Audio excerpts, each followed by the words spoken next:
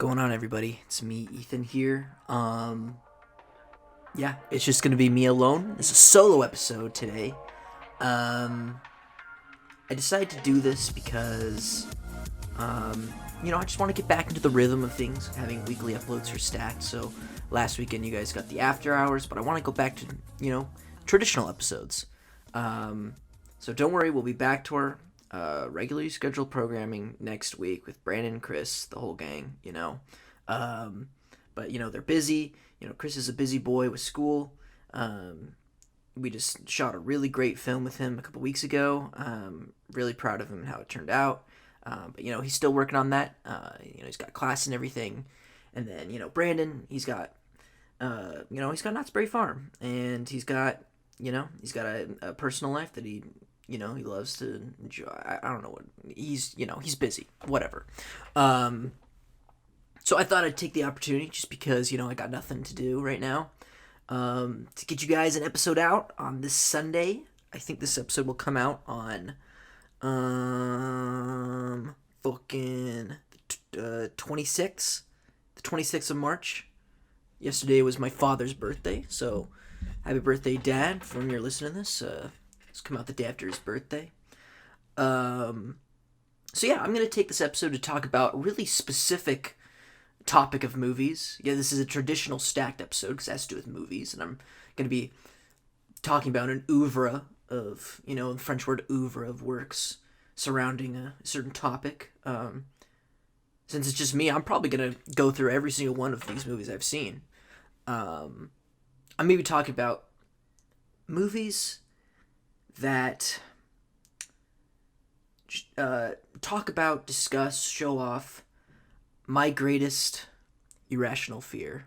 Now, if you know me, if you've been listening to the show, you already know what my greatest irrational fear is. But in case you're just stumbling through the internet, you went on what's that fucking site? Stumble Upon. Yeah, I don't remember. Does anyone remember that? It was like, you go into Stumble Upon, it takes you to random freaking Tumblr account. Oh, you tumbled upon this podcast on YouTube. Yeah, so if you're just discovering this podcast, I'd be surprised. I don't know. I mean, my Onion Ring episode got a lot of traction. And when I mean a lot, 100 views, I mean, that's a lot for us, okay? So calm down. I know you're pointing and laughing at me on the other end of your podcast, listen through your dang earbuds or speaker. Calm down. We're just a small guys that like talk about movies, okay? And that's what I'm doing right now, okay? What the fuck was I saying? Anyways, I'm talking about my greatest fear. If you don't know me, there we go. That's what I was talking about. If you don't know me, you haven't listened to the show, my greatest fear of all time, irrational, completely irrational. I have rational fears, like stuff only my therapist knows about, and other people probably, but I'm not going to talk about public. What am I talking about? Okay, my greatest irrational fear is little gray aliens. Now, I'm not just talking about any kind of alien here, okay? You're probably thinking, oh, he's scared of E.T. No. I love E.T. I was never afraid of E.T. once in my life. I know a lot of people were scared of E.T. as kids, but for some reason, that one just didn't do it for me. I developed this fear, when I first saw, now this isn't a little gray alien, but I feel like I can pinpoint my fear for this. I was watching the Tim Burton movie Mars Attacks. Now, that movie I didn't find that movie scary when I watched it, but I had nightmares about the Martians in that movie. It felt like sort of like a night terror, where I was trapped in my bed. I opened my eyes, I couldn't move, and I could see glowing lights outside. My room, picture this. So my childhood bedroom had two windows. My room was in the corner. If you imagine a square, right? My room was in the top right corner of the house, where the entrance was like on the bottom. And so, I had two windows on the top and right-hand side of my room if you entered it. So one window on the right would go around, like there's like this little alleyway. Not really an alleyway. It was like, it was still part of the lawn, but there was like a gate, and you could walk around the house through that alleyway, And then the other side was the backyard where we'd have like the playground trampoline. We had a really big tree that I love. I miss that tree so much. Uh, anyways, so I had this night terror where at the night I watched Mars Attacks. I had this night terror where I basically, as the aliens were invading our home, I could hear them creeping around. I could see the glowing lights. I couldn't necessarily see them, but I could tell this wasn't a human. It was like that teal neon light, that I feel like you can associate with aliens. Maybe not teal, green, bluish, more green, mint, maybe. I don't know. Anyways, I could see those lights. I could hear them going, like, in Mars Attacks, they're going, knock, knock, knock, knock, knock, knock. I could hear that in the distance, and I was like, ah, shit. They're coming to get me. They're coming to take me away. They're coming to probe me. I was so scared. And that lasted until when I remember watching Independence Day, and I was afraid of the aliens. Those now I'm not sure to include Independence Day in this canon of little gray alien cinema, where they are pretty gray alien like, but they got tentacles and stuff. I'm trying to stick more humanoid with this list.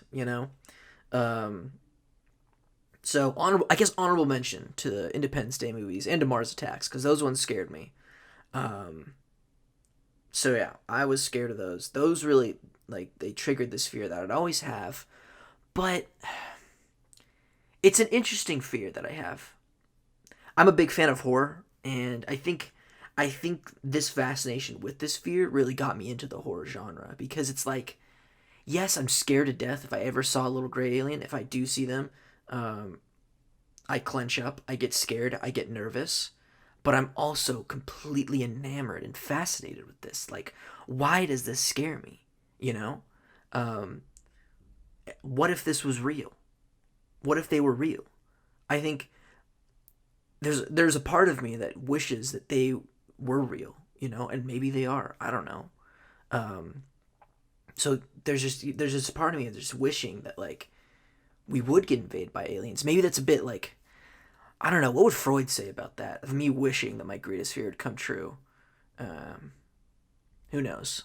Let me know in the comments what you think of my little, give me a little psychoanalysis on that, anyways, but yeah, that's really this fascination with gray aliens and everything got me into horror and exploring horror. And really, I wasn't really a fan of horror before high school, and this fear sort of came back to me. I don't know what triggered it, but I remember like thinking about it more and thinking about like how my fears fascinated me, and that's what got me into horror films. I didn't like horror before, but then that got me in. I watched movies like John Carpenter's The Thing, which is my favorite horror film of all time, and that was where I really start to appreciate the craft of horror, and there's just something about, being able to make someone scared through art, which I think is, comedy and horror, they're like the two hardest genres, and they're both very similar because they're the two genres that really like exploit like of like sometimes a physical response from the viewer, where it's laughter or screaming, I guess you'd say that with like tragedies and crying too, it's really impressive when a movie can make me cry. But I cry a lot in movies. I don't know. Little known fact about me. I kind of go baby mode sometimes, especially if it's a Ghibli film. Goddamn. Anyways, what am I talking about? Gray alien movies. Okay, so yeah, that's I think what makes Little Gray Men, the Little Gray Men. I'm gonna pull up a little Wikipedia. Some of you might be confused. What the hell are you talking about? Little gray aliens? I'm gonna pull up the Wikipedia section for gray alien, just so we're all on the same page of what the hell I'm really talking about here. So let me read this opening paragraph. Gray aliens, also referred to as Zeta reticulans? I didn't know that. I didn't know that at all. Roswell Greys. Okay, I did know that, and we'll get into that later. Or Greys. Just call them Greys. That seems like, I don't know, that seems a little racist. You fucking Greys. Get the fuck off my lawn. Come back inside. He'll kill you. Oh, dagnammit woman, shut up. Let me get these Greys off my lawn. Come back inside. They'll probe you. Anyway, what the fuck am I doing? I don't know. I'm really hungry. I'm sort of another tangent. I had a lot of Korean barbecue last night, and I don't know. I just feel like I gotta take it easy today, you know. So I went for a run. I had a smoothie, and now I'm sort of just trying to like, you know, I'm trying intermittent fasting right now, you know. So that's making me really hungry, and I think whenever I fast, I think I get a little crazy. So I'm sorry. I mean, that's why this episode is coming out, because I'm a little crazy right now. Okay, but you people like that, don't you? You like it when I get a little crazy because it's funny. It's fun. It's fun to listen to, right? Anyways, let's go back to the article. Or Greys are purported extraterrestrial beings. Okay, yeah, that. So far, so good, right, guys? They are frequent subjects of close encounters and alien abduction claims. The details of such claims vary widely, but typically Greys are described as being human-like with small bodies, with smooth, gray-colored skin, enlarged hairless heads, and large black eyes. All right, let's break that down. So I think that physical description is one reason why I'm so scared of them. The large black eyes, they're humanoid in shape, but they're tiny. It's so many factors of the uncanny valley, you know, that just make me so uncomfortable, you know? Like, when I think of, like, E.T., you know, I don't find him scary because he's got a big-ass head and neck, and he's got a dumpy-ass little body and big eyes and really long fingers. I'm like, all right, that, you know, he's pretty fantastical. Or, like, the Xenomorph. I think the first Alien movie is scary, but I'm like, that guy couldn't exist, right? Or but he's not like she, you know, like the queen bee. It's they, you know. They're not like, I don't know. They're not humanoid, you know. I feel like the factor of the Greys being like such a, sorry, I said the Greys. Just feels wrong to say that, you know. I'm just gonna call them the little gray men because that's what I call them, little gray men. Just the fact that the little gray men, like they're almost human, you know. But there's like a couple things that are off. That's what scares me, you know? Okay. The Barney and Betty Hill. Betty Hill? Is this like Benny Hill? What the fuck is the Barney and Betty Hill incident?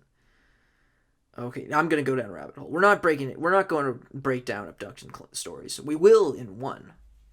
One real one. And then probably... No. Yeah, one real one, then some fake ones later on in the episode. Anyways, the Barney and Betty Hill abduction claim, which purportedly took place in New Hampshire in 1961. Oh, okay, we're going to learn about it right now. Popularized gray aliens. Oh, okay, so this sort of craze. It does feel like a 60s thing, you know? 60s science fiction thing. That makes sense. That checks out.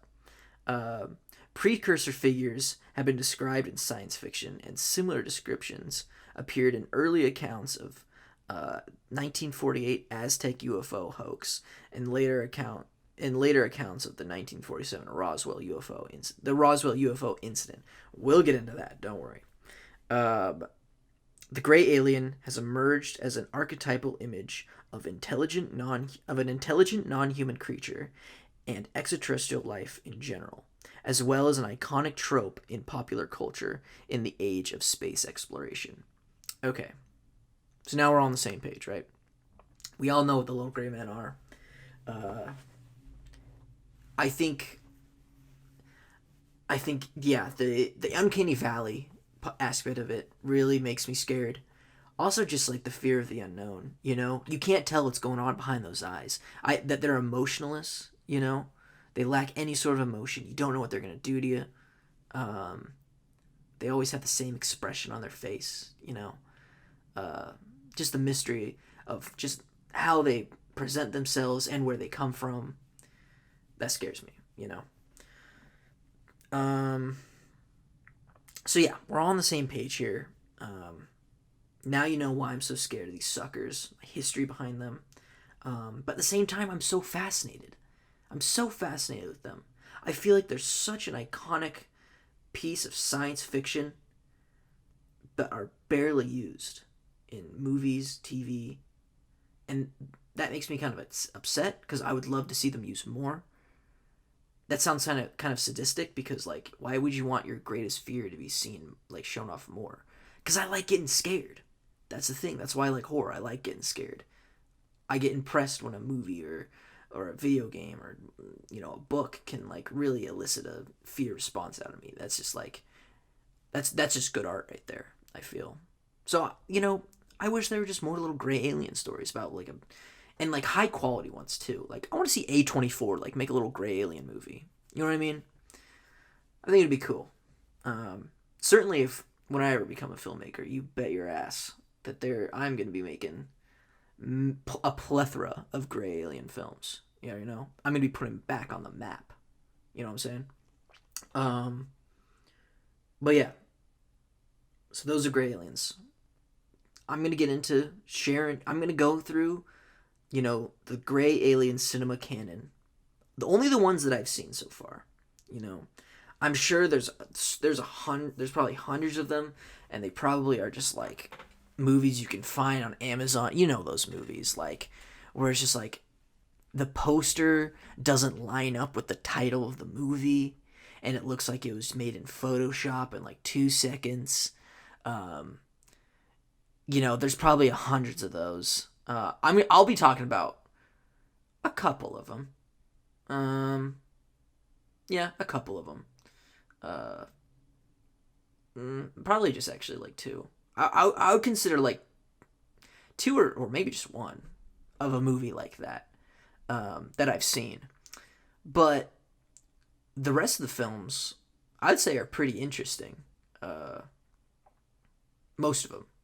Some of them just flat out suck. But we'll get into it.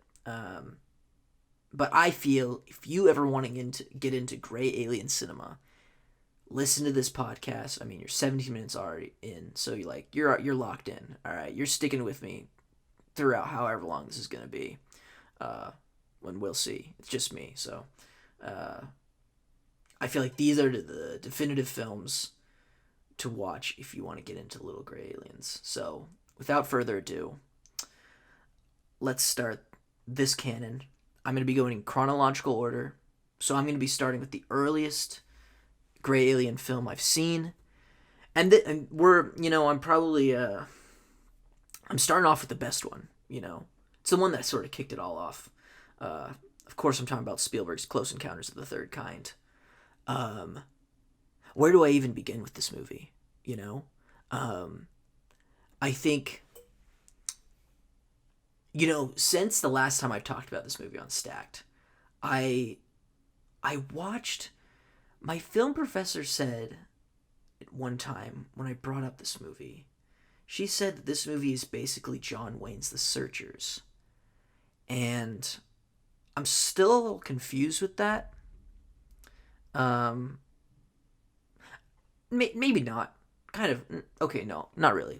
Listen, this podcast is going to be me sort of coming to terms with that comparison and bringing it down for myself. This is like, you're right now you're just you're a fly in my brain, You're not a fly on the wall. You're a fly in my crinkly little, mushy little brain right now. You're going in and you're watching all the neurons fire off, making connections, So let's break down how The Searchers and Close Encounters of the Third Kind can be considered very similar movies. Alright, so The Searchers, if you've never seen the film, it's John Wayne. Fuck that guy. He kind of plays a dirtbag in this movie too. It's sort of him being a grizzled old cowboy. He comes home from the war, the Civil War, I think, right? Yeah. And he comes back to his brother and his brother's family. His name's Ethan. Here's a little fun fact. So Ethan and the Searchers, I believe, was the namesake for Ethan Hawke, the actor, who is the namesake for me, Ethan Williams, host of the Billion Dollar Stack podcast. So that just goes to show, just like, the lineage of iconic Ethans in time. I wonder if Ethan from The Searchers was, namesake after Ethan Allen, that one guy from the Revolutionary War that I remember in 8th grade. No, 5th grade. I remember learning about him in 5th grade, but I can't tell you what he did because that was 5th grade, and that was like over 10 years ago. Yeah, of course. I was younger than 13. Over 10 years ago. I don't remember much from school. I mean, that's the thing, right? You don't remember much from school, like what you learned, but you kind of do because, like, you just don't remember where you learned it from. But it came from school, So stay in school, kids, if you're listening to this. Trust me. You probably won't use, sine, cosine, tangent, unless you're, like, doing, mathematics shit job. I've never used that since my algebra classes or geometry. I think it's geometry. Anyways, why? I'm sorry. This is what happens when you just have a one-man podcast. You go on tangents, but that's okay because that's why you're listening, right? Because it's just me. Okay, going back to Close Encounters of the Searchers. So he comes back. He's with his family. The family, they get. Okay. I'm putting it all together now. They get. They get taken over. Not taken over. They just get raided by Native Americans. They call them Indians in the film, but Native Americans, indigenous people who owned this land before we did, and we took it from them. And we always gotta, pay respects to them for allowing us to stay in their land. I'd just like to. I don't know what tribe's land I'm currently recording this podcast on, but shout out to them. Thank you for whatever Native Americans, indigenous people claim stake over the land of East Hollywood. I'd like to pay respects, and this podcast would not have been out if it weren't for, your beautiful tribe. So hope you're all doing well. Probably not, because, white people suck. Anyways, so Native Americans, they took over the house. They killed the whole family, except for the youngest daughter. And no, the two of the daughters. The two daughters. She was about to get married to this other guy. He was half Native American. So John Wayne and that guy, some other guys. He's like the priest and a general. They go out and they're like, "We're gonna go find these dang kids," So there's the first comparison, to Close Encounters, where it's like, you start the movie out. It's the little boy, who's one of the cutest little actor kids, the child of, actress Melinda Dillon's. They live in do they live in Indiana as well? Yeah, they have to because Roy Neary lives there too, and they meet. So that's not the beginning of the movie, but he gets kidnapped, and it's up to Jillian to, she wants to find her kid, make contact with the aliens, and what these two films are both really about is just like,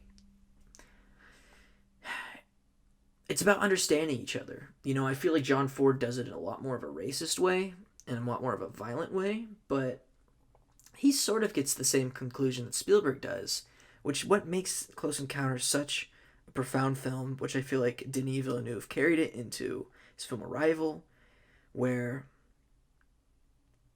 the way to conquer your fear of the unknown is not through violence, but with communication.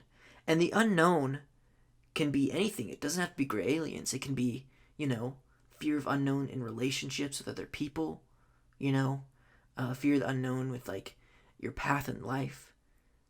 The best way, the healthiest way to tackle these fears is just through communication, and finding commonality, between one another. And that's what I love about Close Encounters so much. They do a cool thing where,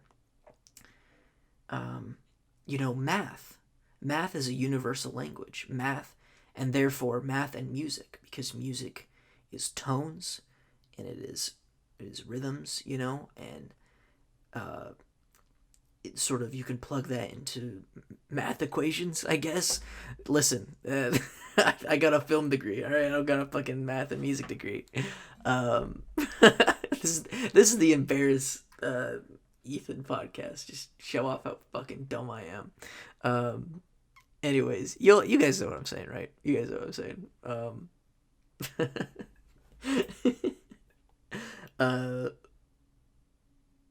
Yeah. So you have the iconic da da da da da as sort of, that is the music, and creating tones through math connects anybody from any culture, and it's just about finding those commonalities. Um, and I think why I also find this film so spectacular. It's my favorite Spielberg film. It's one of my favorite films of all time. It's probably like my fifth favorite film, sixth favorite film. Sixth favorite film. If you go check the top 250 on my letterbox, it's number 6, I believe. The reason why it's up there is because it gives me goosebumps how Spielberg portrays intelligent life from another planet, and the discovery of that, the comprehension of that, the processing of that. Just him paired with the insanely good score by John Williams. The scene where the little boy gets abducted is absolutely terrifying. The scene where Roy, first encounters a UFO, it's my favorite scene in the film. It's probably my favorite scene. He's in the truck, and you think there's a truck that pulls up behind him. You see the headlights through the back of his rear windshield, and Roy, like, he waves it off, and it drives around, goes around him, and you're like, okay, that's because he's stopping, because he's opened up his map looking for where, because he works he's an electrician, he's trying to figure out where he's supposed to be going now, because there's a power outage, and then another truck pulls by, and you're just like, oh, okay, it's just gonna be the same thing, the truck's gonna pull around. But what Spielberg does so brilliant, and it's such a quiet scene too.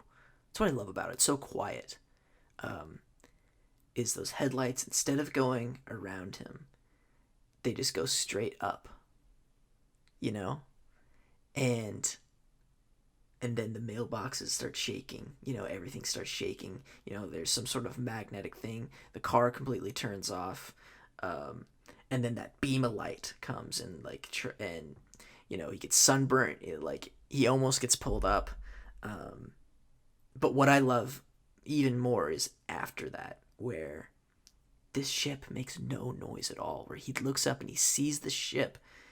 It's just a silhouette in this beautiful night sky with stars, and it's just completely silently just drifting through space, or through our atmosphere, and you just see it continually blasting lights. It's quiet. This film does horizons so well, of the light over the horizon. That is just that is always just a symbol throughout the film, of the light over the horizon and the night sky paired with the stars. It's just that's what this whole movie is about, is discovering what's over that horizon, in more of a otherworldly sense, and Spielberg constantly reminds you of that. And just there's always scenes where you see stars moving, because they're not really stars, they're UFOs. Oh my god. Okay. I could go on about this film for hours and hours. I love it so much. The ending also might be one of my favorite scenes. It's okay. Wait a minute. This is the one that truly scared me as a kid. When I remember when I first saw it, and when so they go to Devil's Tower. The big ship comes. The door opens, and that really scary, tall, gray alien comes out. And what I love about this scene is Spielberg does that on purpose. I've read in interviews he wanted to do it where these aliens are like, they're universal creatures, so there's not more than one type living on this ship. They sort of like, they go from planet to planet and sort of create a community with other aliens, you know? So you have like this really tall one, very menacing, very scary, almost skeleton-like. That made me piss myself as a kid. But then after that, these little gray aliens come out, and they're just like, they're little kids in like gray alien costumes, and they do scare me. But they're still very, you know, they're very loving creatures. You can tell they're very curious and loving creatures, and they take, you know, the government, they select these volunteers, astronauts, I assume, or soldiers, to be like representatives of Earth to go with them. And the gray aliens, they choose Roy, you know, played by Richard Dreyfuss, to go with him, and he accepts. And it's a beautiful scene, and everyone says, why would he just leave, you know, why would Roy just leave his wife and kids? And hopefully you're not asking that question anymore because of the Fabelmans, you know. The Fabelmans only makes this movie even better once you understand Spielberg's story and how personal it is, and how Roy is really Spielberg's mom in this movie, you know, where his mom, you can tell his mom's a dreamer, his mom's an artist, you know. She's where he got all of his artistic appreciation from, you know. She plays piano, she dances. Her head always seems to be in the clouds, at least in the Fabelmans, and I'm pretty sure that's like, you know, Spielberg knows best about his mom, so I assume that's like how she was in real life, or at least how he saw her, you know, because subjectivity, y'all. Perceiving reality, it's different for everybody, but this is how he perceived it. And you can see that in Richard Dreyfuss' character, where Roy is always saying, like, he has the images of Devil's Tower, and he doesn't know what's going on with him, but he understands that, like, whatever is means something. That whatever he's dreaming about, whatever his dreams are, they must mean something for him. And this is sort of, Close Encounters is sort of a therapeutic exercise for Spielberg to sit, really, like, it was an exercise for him to say, like, I had to let go of my mom, you know, because she wasn't happy with my Paul Dano dad, you know. She needed to be off free dancing with my pseudo-uncle character, Seth Rogen. And this was him making this movie to be like, here is how I felt when I had to let my mom go, you know, where I just had to come to terms that this is what she has to do. And she just has to go off into that spaceship with the little gray aliens. And, you know, in my life right now, you know, I feel like everyone has this experience of just, like, learning to let go of someone, because that's just what they have to go off. They have to go off into that spaceship and, you know, and live their life. And just, that's just something you have to be okay with and find beauty in it, really, you know? You have to find beauty in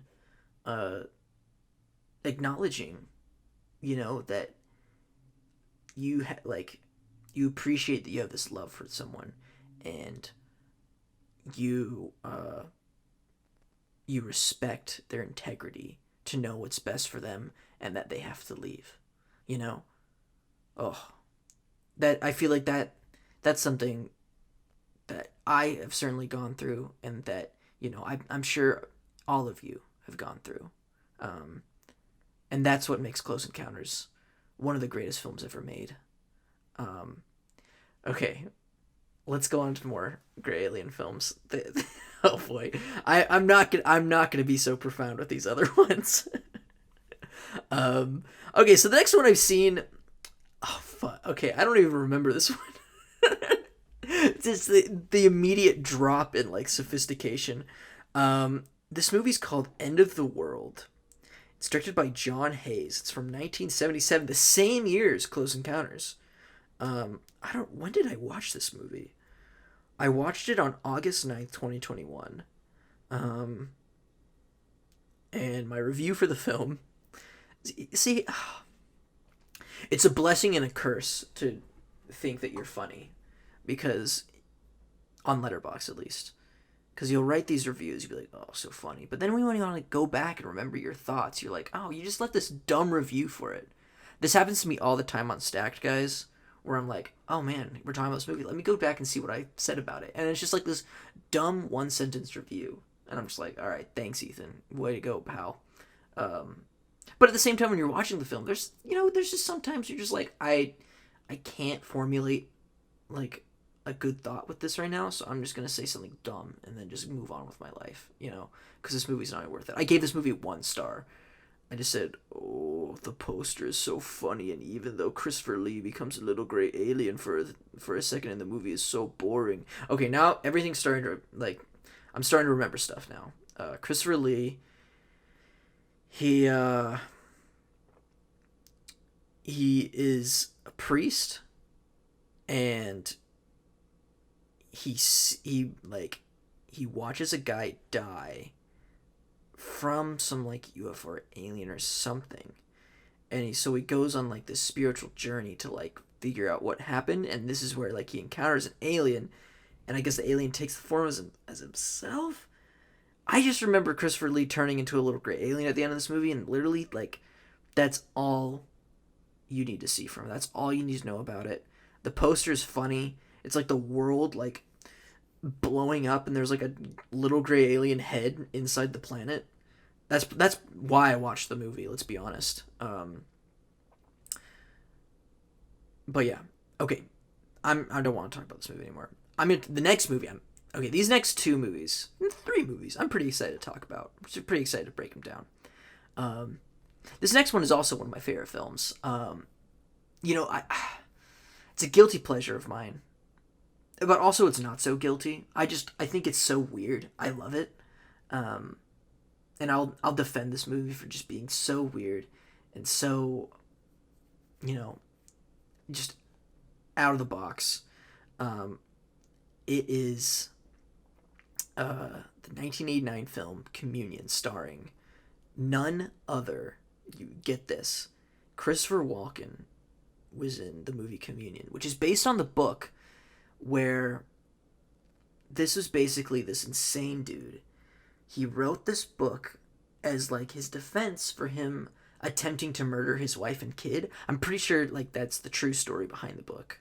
It's sort of like a Naked Lunch situation, where Naked Lunch, he like actually killed his wife. I don't think he killed his family in this one. Could be wrong though. I do want to read the book. I think I'm reading so many books right now. I think that might be the next one that I gotta pick up and read, because I just find this story so fascinating. Anyways, he's a playwright. I guess he's a novelist. I thought he was a playwright. I thought he was writing a play in the movie. It's been a minute since I've seen this, but I own it on DVD, so maybe I'll watch it again soon. Probably not. Anyways, he goes to a cabin that he owns with his wife and kid, and he experiences an alien encounter, and the movie is then him just grappling if what he saw was real or not, and it makes him very paranoid, makes him very violent. His wife and kid get very scared of him, and just Christopher Walken is just, he's walking, he's fucking Catan, We'll talk about Nope later. Christopher Walken, he's just being his weird self that we all love so much, but he's with gray aliens. They're kind of pale in this one, but I'm going to loop him in with gray aliens. The scene where they first encounter the aliens is so scary. You've probably seen the image. It's been replicated tons of times. It was replicated in Nope, if you didn't know that. Where when he first sees the alien, it's the little gray guy. He's peeking behind a dresser, right? And you only see half of his face. I think that's the cover for the original novel. But that sort of piece of iconography has been carried on throughout Little Gray Alien media.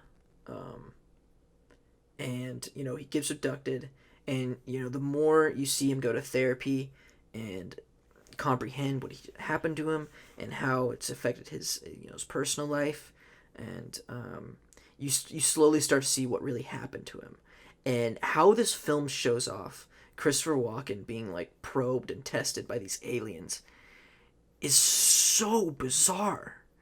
And it's just like, yeah, this dude was fucking crazy. Of course he didn't experience aliens. Maybe he did.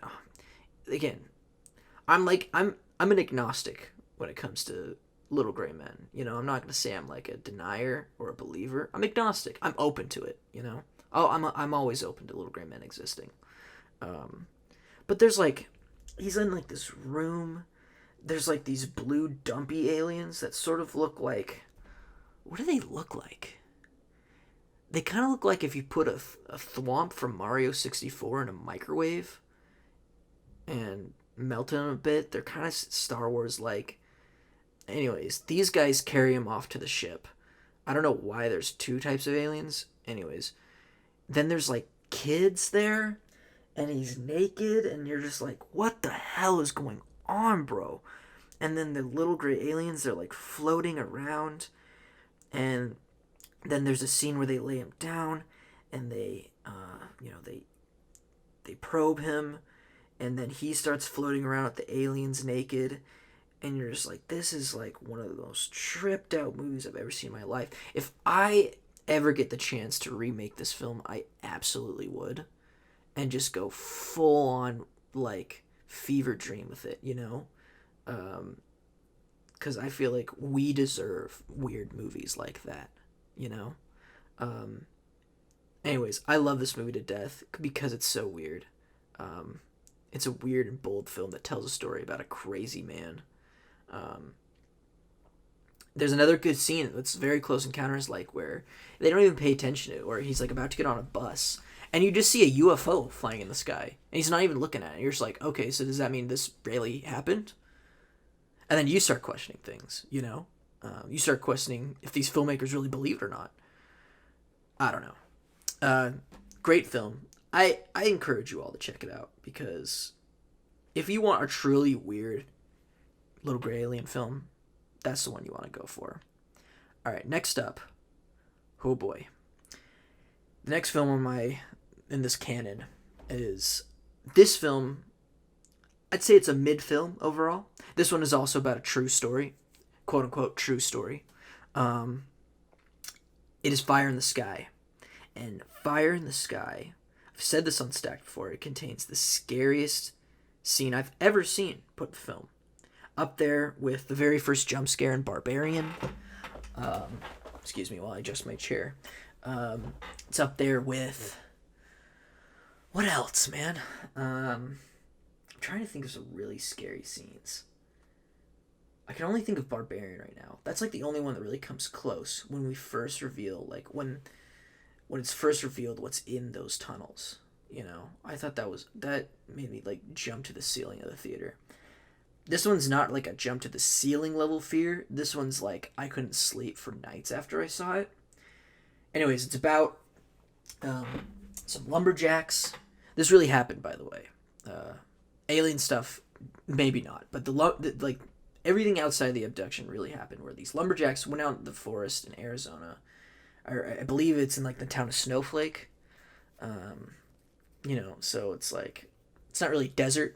It's more, foresty. If Brandon was here, he could probably give more details about, first of all, he's a big biomes guy. If you didn't know that, he loves biomes. Second of all, he's from Arizona, so he's absolutely the expert if you want to get into like biomes in Arizona. Anyways, these guys go to the forest, cutting down trees. Yep, ain't much to it, but it's an honest living. And then on their way back home, they see a UFO, and I like how the UFO looks in this movie. It's kind of like it looks like a mushroom, really. Not like the saucer, but it's sort of like it looks almost alive, like an organism. Which I wonder if like that inspired Jordan Peele for Nope. I don't know. Many such cases, many such questions. I shouldn't say many such cases. That's a Donald Trump quote. When I say it, it's only in jest. Hold on. We're going to pause the show. We'll be right back. And we're back to the show. Sorry about that. I had to pick up something that was dropped off to me. Taking care of my friend's cats this weekend, so I had to go pick up the keys. But now we're back talking about Little Gray Men. And we're talking about Fire in the Sky. That's what we were talking about. Fire in the Sky. Okay. So yeah, they find the UFO. And then they're like, we gotta fucking scram. We gotta get the hell out of here. And one of them's like, I can't run. I don't know. He probably didn't say that. But one of them gets abducted. And the movie's mostly about just like the small town thinking that those lumberjacks killed the other guy, and they gotta go on court and go on trial and all this stuff like that. Gotta take a lie detector test, and they're like, we didn't kill him, I swear.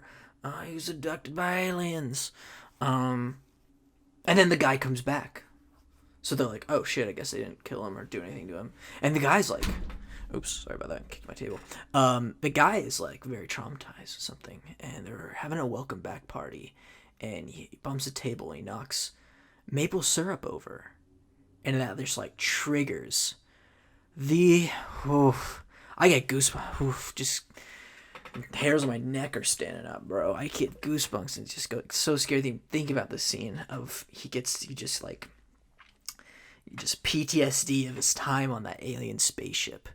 And he wakes up, he's in this weird cocoon made out of like some bioorganic material. He tries to escape, the gravity's all weird, and the Fire in the Sky does a really cool piece of lore of the little gray men that like their gray skin and like big black eyes are like, that's not their natural body, that's like an exosuit.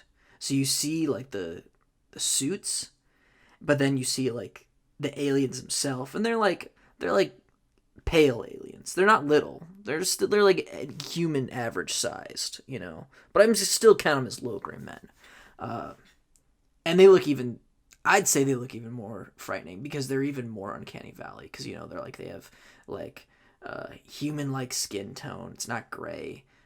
Their eyes are not as like buggy. You know, they're more human like. Someone made the comparison that they kind of look like Joe Biden, which I can't unsee. So that's funny. But then they showed like the probing scenes with that, and it is just like it gets me. I'm like scared like thinking about it right now. I'm not gonna lie. And yeah, it's just like it sucks because it's one fantastic horror scene in an otherwise very mediocre movie about lumberjacks defending themselves. And it's just like, man, but I mean, what else can you do? Because that's, you know, they're basing it on like something that apparently actually happened, you know, and they're just telling the story of how it went down. But I feel like it could have been a bit more interesting. And it's a movie. You can fabricate the truth of it and have more, you know, spruce up with more aliens. It's just yeah, it's just disappointing, you know? Like the potentiality was there. Okay, so I'm like running almost up on an hour. I got like 10 more minutes left. I don't want to be going on too long, you know, I don't want to keep you all bored. So I'm going to talk about one more film, and then I'm going to blast through a few others. And I think that'll be it. That'll be it for the show. Yeah. Okay, so the next film I'm going to talk about, I believe this was a TV movie. And now this is what I was referring to as when I was talking about Roswell. This movie is called Roswell. And it's a very weird film. It's not great. But it has some really cool sequences. So it stars Kyle MacLachlan of Twin Peaks fame, Blue Velvet fame, you know. Martin Sheen's in it too. It starts out as Kyle MacLachlan, and he's like at this like, he worked for the Air Force or something, and he's like an old man, and he was the guy who discovered the alien crash at Roswell, and he's trying to get the truth out there as an old man now. Mostly takes place as him as an old man, and now I'm just like, why did you hire him to play an old man? If he's mostly gonna be an old man, why don't you just like get an older actor and then just cast someone else to be just have Kyle MacLachlan be the younger guy? I don't know. Anyways, the movie's just about him trying to figure out what the hell happened. The government covering up. He he he took some pieces of the UFO shrapnel. Apparently, it's like really light. It's kind of like tinfoil. But there's a really cool scene where he. I don't think this actually happens. It's more like Martin Sheen sort of be like, maybe this is what happened, and they go in and they see the little gray man on that they they extracted from the UFO on the table. It's if you've seen the gifs of like, obviously, if you're just some random listener, you know about little gray alien gifs, obviously, right? No, you probably don't. You're not a freak like me. Anyways, there's a gif of an alien. It's like in black and white, and he's writhing and squirming on like a hospital bed. It comes from this movie. I love the depiction of the grays. Sorry, I don't want to say the grays. It just sounds so vulgar. Of the little gray men in this movie. I think it's one of the best design. I mean, this Roswell incident, it's like what caused it all. It's what caused the whole craze, Well, I guess that one incident in 1961, which I'm going to read more about. But to me, I thought it started with this, but I mean, it technically did. I guess people like looked back at this when it happened. I don't know what Wikipedia was on during that. But it's a cool sequence. Okay. It's a boring film, really boring film.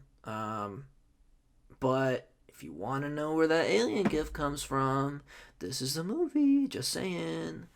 Yeah, it's mostly just actors in old makeup, just rambling about the army and tinfoil. I think a really great filmmaker could tell the Roswell story better, like a Christopher Nolan or something like that. I don't know. He's making Oppenheimer. The Roswell incident didn't happen too far off from that. I think, Roswell happened in 1941, right? Is that what Wikipedia said? Anyways, I think someone really cool, like a Denis Villeneuve, could make a really cool movie about Roswell, like just a period piece, and have aliens and just like, I don't know, just like if you're driving down I-15 and you go to the alien jerky shop I think it's in Baker. It's a pretty iconic place. If you make that drive from Los Angeles to Vegas, I highly recommend stopping at the Mad Greek restaurant. Their food is amazing. Some of the best strawberry milkshakes I've ever had in my life. There's just like there's all this like gray alien UFO stuff there, and I'm just like, people gotta play more into this in films. It's like it's such an iconic thing. And one day I do want to go on a road trip to Roswell. You know what? I could probably do that. It's probably like 10 hours away. Just go on a road trip to the Alien Museum in Roswell. I want to do that. I think I want to do that. That would be so fun. Maybe make a video out of it too. Put it on Stacked. We'll see. I'd love to do that. Maybe drive by Area 51. Stay at a little alien themed hotel. It's all. The gears are turning in my head. I've been meaning to do this for a while. Maybe this summer my time has come. Anyways, let's go on to more aliens films. Next one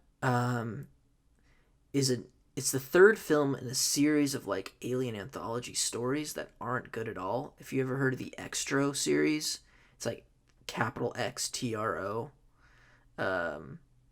This one's basically just like a bland ripoff of Predator, where it's like they're in Vietnam, they go to this weird island. There's this little gray alien there.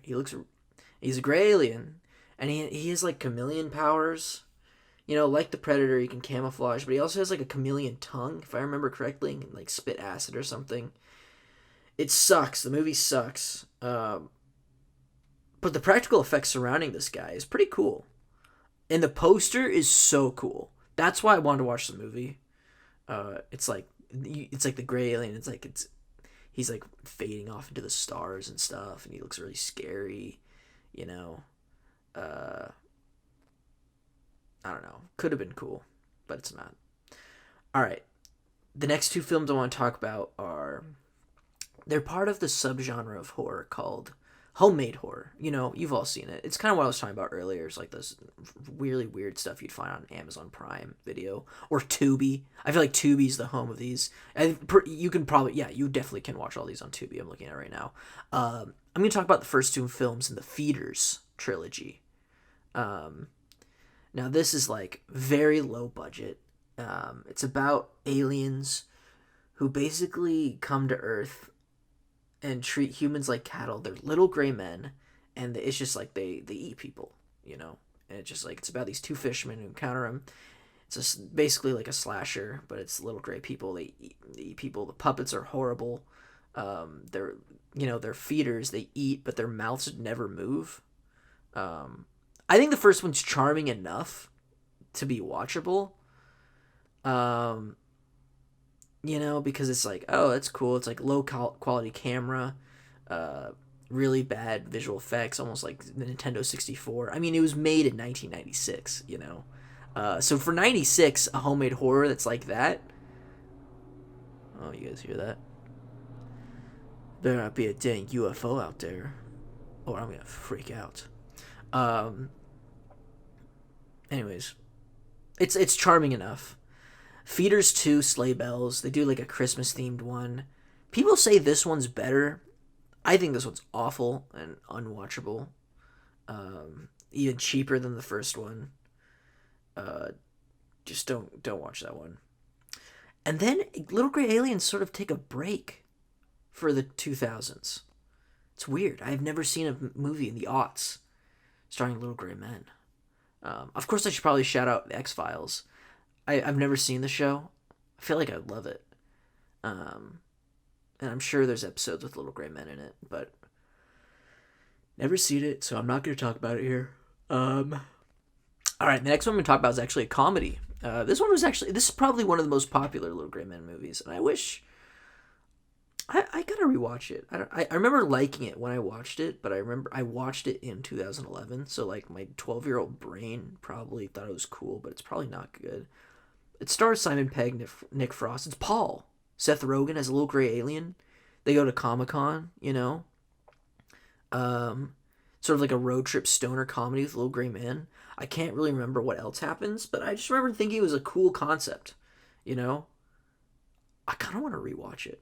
I wonder where I can rewatch it. I might do that today. Or tomorrow. Or the next day. I don't know. I got stuff to do. Anyways. Next movie is Dark Skies. This is sort of like a home invasion, paranormal activity-like movie where aliens are invading a home. Kerry Russell's in it. I thought that was crazy that she was in a movie like this, but J.K. Simmons is in it. This movie should have been about J.K. Simmons, where he's this really like little gray alien truther who's been like investigating them, and he's like in one or two scenes in the movie, and I feel like this movie should have just been about him. It could have been like they should make like a Conjuring, but about little gray aliens. And you're probably like, that's X-Files. That's Men in Black, you dumbass. No, I'm like something a bit more smaller scale, where you know it's like it's not an official like government agency. It's just these people that like people come to when they have alien encounters. Am I just like selling out this idea of the movie and someone's gonna take it and probably use something with it? Probably not, because nobody listens to the show. So whatever. All right, two more left, and then I'm done. This one's a really, really cute film. It's a Christmas movie. It's called Alien Xmas. I thought this was so great. It's based off a book, I guess, like a children's book. It's a stop-motion film simulating like Rudolph the Red-Nosed Reindeer about, you know, an elf finds a little gray alien and thinks it's like the gray alien's a toy, and then the alien basically like takes Christmas, you know. It's really cute. I love the designs of the aliens in this movie. It's classic gray aliens, you know. Makes me not so scared of them, you know. But it's just a fun time. I think this movie's great, you know. I guess it's technically a short film. It's 40 minutes, not feature length, but I'd say if you're in the alien mood during the Christmas season, give it a watch. It's a fun time. All right. Last film, Feeders 3. They made this film like over 20 years later from Feeders 2. Blows my mind. This one sucks. This one's really boring. It loses the charm. It's homemade horror yet again. It loses the charm of the low quality camera. They now shoot digitally, and it just looks bland as hell. The performances aren't good. They try to spruce it up with a meta commentary, and they're trying to do like a Sven Gulli type presentation. It's like where there's like breaks, intermissions, and they try to say like, don't take this film seriously. Remember, it's not bad art. It's just misunderstood. And I'm just like, that's lazy. I don't know. I feel bad giving homemade horror movies like this such a negative rating because it's like I don't like their low budget aesthetic, but I know that there's a way for you to use a low budget to make your movie effective. Something like Skinamarink, something that was like made for 15 grand. I think that movie looks beautiful. Like, debatable whether you find that movie boring or not. I don't find that movie boring, but I can understand why people would find that movie such a slog. But I think it's kind of fun. This one is just shot on a cheap digital camera. Performances aren't good at all. And it's just like, this guy makes so many films. What's his name? Mark Polonia? He's made 75 films. You'd think that, he'd know how to, pick up some skills in shooting with low budget, but it just doesn't feel like he has, Apparently, he's made like 5 movies in 1 year. Come on, bro. Spend some more time on your movies. Beef up your craft. They also use like music from GarageBand, like the free sample tracks, which I used to play with GarageBand all the time as a kid. I know all of the songs, so like it was just like I hate to use this word. It was cringe to like listen to like the Chris Stuckman used to use that song, or the anyways. You're probably listening to like, what the fuck is he talking about? If you know GarageBand, you play with it like me, you know the music. But yeah, it's just like it's not as bad as Feeders 2. Not great either. Okay, that's enough about the movies. So that's my little trip down the canon of Little Grey Alien Cinema. If you have any recommendations for me, please leave in the comments below. Honorable mentions, I said I was going to mention this earlier. Nope. Got it. Masterpiece of a film. I love that movie so much. Also, okay, that's also one of the scariest sequences I've ever seen in a film. It goes, fire in the sky, barbarian, when the park kids prank OJ in the horse stable in Nope. When I first saw that in theaters, I was like, oh my god, they're actually doing it. This movie's about little gray aliens. I can't believe this. And I was literally about to piss myself the way they, where the OJ turns off the lights, and then the lights turn on, and then there's just that little gray man just like hiding in plain sight. And I immediately saw it. I remember like jumping up and pointing, like, fuck that. No, get that away from me. And then the way the kid like moves scared me. And then there was another one. And then how it does the communion thing where he peeps around the corner. And then it's revealed it's just a prank. It's not real. And I was just like, fuck this movie for getting me that good.